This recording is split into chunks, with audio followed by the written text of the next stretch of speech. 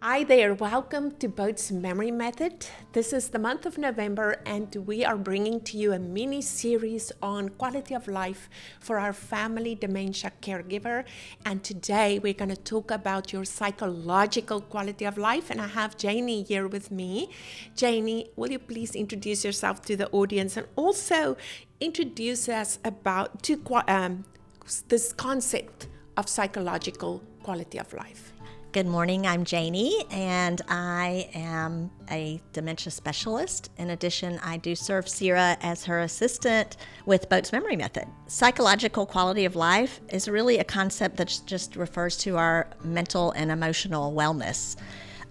If you're in a position as a caregiver where you're able to maintain a positive mindset, where you are able to sustain a sense of purpose, where you are flexible and able to cope in the varying situations that you run into, that would qualify as a healthy quality of life psychologically. Yeah, that sounds like it's easier said than done.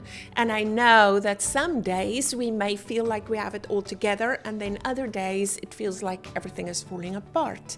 So, do you have some tips for our family caregivers on some of the signs that they need to watch for in their day-to-day life? Yes. Well, I think the key is really becoming self-aware in this new situation. It can quickly overtake a caregiver and they can find themselves in a psychological position that is not healthy. So it's really just becoming self-aware and being able to identify the red flags involved. And those would be things like feeling overwhelmed, sense of hopelessness, becoming teary-eyed, feeling on edge, and being anxious, even feeling anger and struggling with that during the care of your person.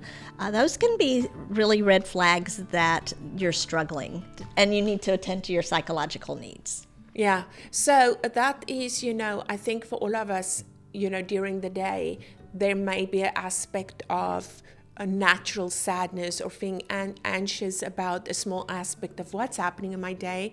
But if I can overcome that quickly or I have the coping skills, then it doesn't become a problem. What would you say to our family caregivers when they are encountering some psychological stress or have some of these red flags? What are next steps?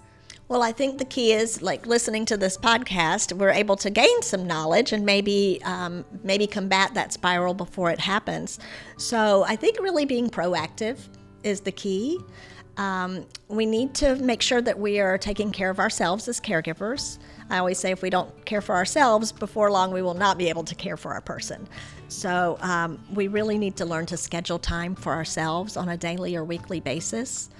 Attend to things that we can enjoy, like hobbies, exercise, seeking out growth in our own spiritual journey, enjoying time with a friend or a group, socializing. These are all, the combination of all of these things can be very healthy for us to sustain healthy psychological well-being. If these signs and symptoms that a person is experiencing are persistent and you're not able to overcome them through some of these strategies, then you may want to seek out, or you will want to seek out professional help. Yeah, that's so important. I think that we many times as a family caregiver for a person living with dementia, we put our needs last because we are so absorbed in the care that we need to give to our person and the advocacy that our own needs get pushed out.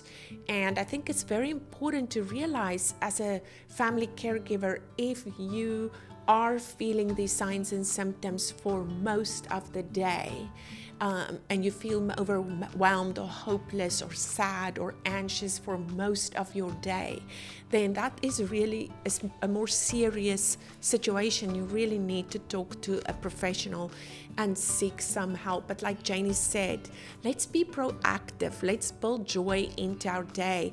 Let's make sure that we take that time to sustain a psychological balance fill our cup so that we can pour into the lives of others.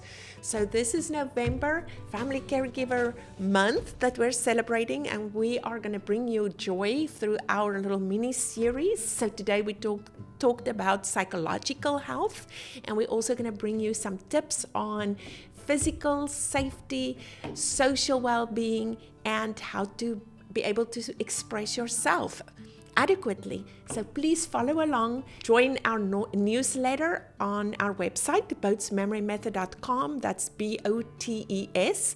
And also follow us on our other social media platforms such as Instagram and Facebook. See you later.